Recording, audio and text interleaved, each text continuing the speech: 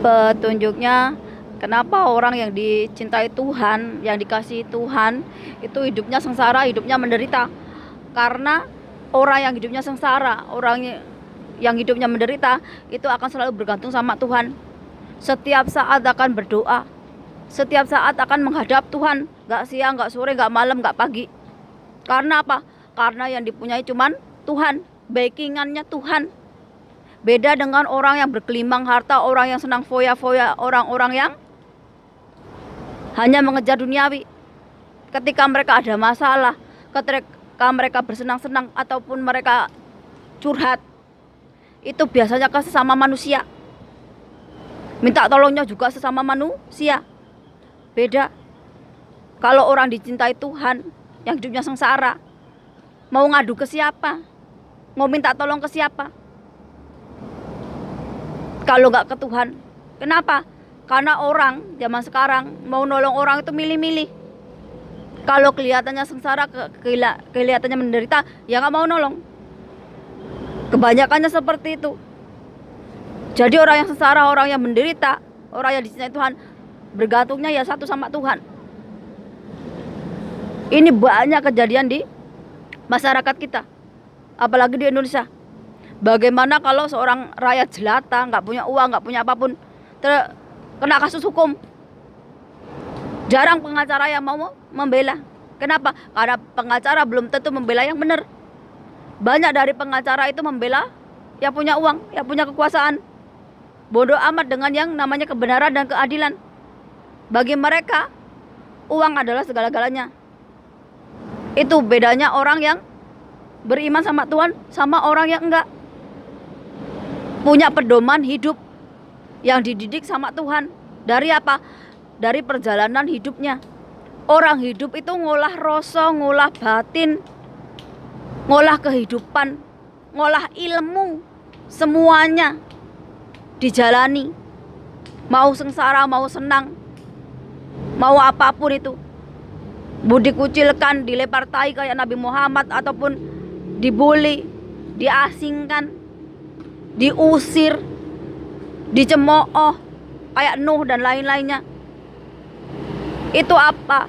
Itu contoh dari orang-orang yang dikasihi Tuhan, yang dicintai oleh Tuhan. Sejarah ada di kehidupan kita nyata ini, tapi kita itu nggak sadar. Kenapa? Karena kita buta mata hati, kita buta hati nurani. Selama ini yang menguasai diri kita itu apa? Hawa nafsu, ego, dan otak kita ini. Sehingga apa? Sehingga cahaya Tuhan, kasih Tuhan itu gak bisa membuka hati kita, gak bisa ngasih hidayah kita. Hati kita itu gak tersentuh. Ini kenapa orang yang dikasih Tuhan itu hidupnya sengsara, hidupnya menderita? Agar orang itu selalu bergantung pada Tuhan. Apa selamanya akan hidup sengsara? Enggak. Mereka dikenang sampai ribuan tahun. Banyak umatnya sampai sekarang.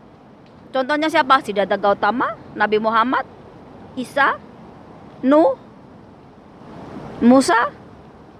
Umatnya, kaumnya sampai sekarang masih mengimani, masih meyakini. Ini kemuliaan yang diberikan Tuhan. Walaupun jasad mereka sudah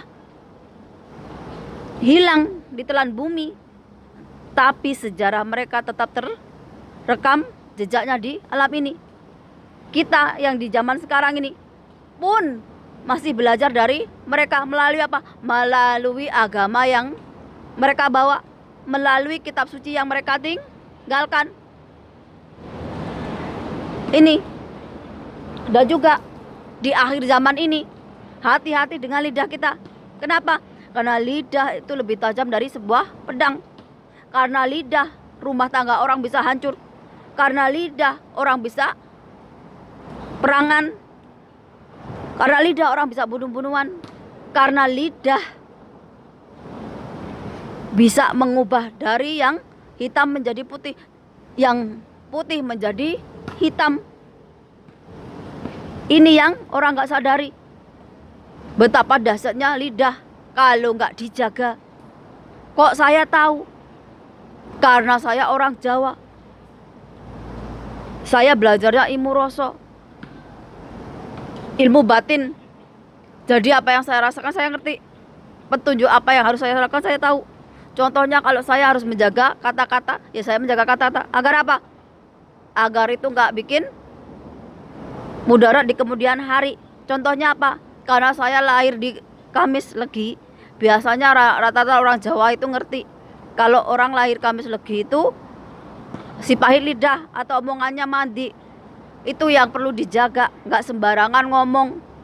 Tapi kalau saya lagi marah, yang saya takutkan kelepas omongan, kutukan atau omongan kotor, kasar, itu akan datang. Kenapa? Itu kenapa aku itu belajar diem, belajar hawa nafsunya itu diredam. Agar apa? Agar bisa menahan kemarahan. Ini kita belajar dari nenek moyang kita. Kenapa orang Jawa dulu, tempo dulu nenek moyang kita itu sabdo pandita ratu atau omongannya mandi, berdoa sama Tuhan, minta hujan, datangkan hujan. Itu karena apa? Karena nenek moyang kita hatinya bersih, hatinya yang suci, nerimo yang pandum. Tuhan nakdirkan jadi orang Jawa, ya jadi orang Jawa. Gak aneh-aneh, gak neko-neko, gak pengen seperti orang Arab, gak pengen seperti orang Jawa, gak pengen seperti orang bule. Nenek moyang kita itu. Itu kenapa nenek moyang kita jadi penguasa lautan, jadi penguasa daratan. Rakyatnya hidup gemah liparoh jinawi.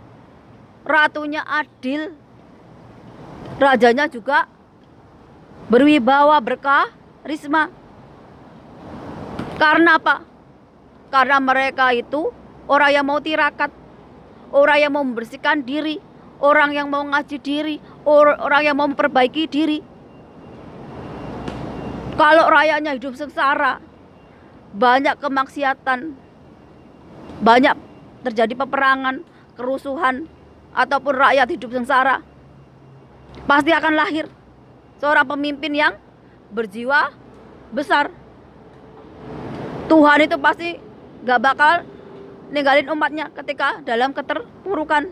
Pasti didatangkan orang yang ngerti apa itu tirakat, apa itu prihatin, apa itu membersihkan diri, apa itu memperbaiki diri. Agar apa? Agar berguna. Gak cuma buat diri sendiri, tapi juga orang lain. Apa yang gak dipunyai orang Indonesia sekarang? Bersyukur sama apa yang dikasih Tuhan. Tanah yang subur, lautan yang isinya sampai 7 turunan gak habis. Hasil alam melimpah, tinggal menjaga, merawatnya. Tapi saya ketika orang tamak, orang serakah, orang gak bener itu berkuasa, alam dihancurkan, kekeringan, langka air bersih, bencana alam di mana-mana, pejabatnya korup, pemimpinnya gak adil, aparatnya gak adil, rakyat kecil tertindas, yang makmur para pejabatnya, para penguasanya, para koruptornya. Ini namanya zaman kegelapan, zaman jahiliyah, ketika orang itu udah meninggalkan Tuhan melalui apa kelakuannya yang nggak punya pedoman hidup. Tapi orang nggak sadar. Kenapa? Karena yang punya kesadaran rendah. Kalau ada yang ngajarkan yang benar seperti Buya Sakur dan sebagainya, dikutuk, dikatakan sesat lah, dikatakan ini itu, sampai beliau meninggal pun masih dikutuk, masih dijelek-jelekin, difitnah. Ini yang namanya fitnah akhir zaman. Lidah yang lebih tajam dari pedang. Gimana Tuhan itu mau mengampuni dosa-dosa orang yang seperti ini? Kalau kerjaannya bikin kekacauan, bikin kejahatan, bikin kerusakan di alam, bikin kezaliman, bikin kejahatan. Bukannya cepat-cepat bertobat ketika dikasih bencana, enggak. makin menjadi-jadi. Ini kita perlu mendekatkan diri ketika akhir zaman. Agar apa? Agar diselamatkan sama Tuhan, agar diberi hidayah, bertobat.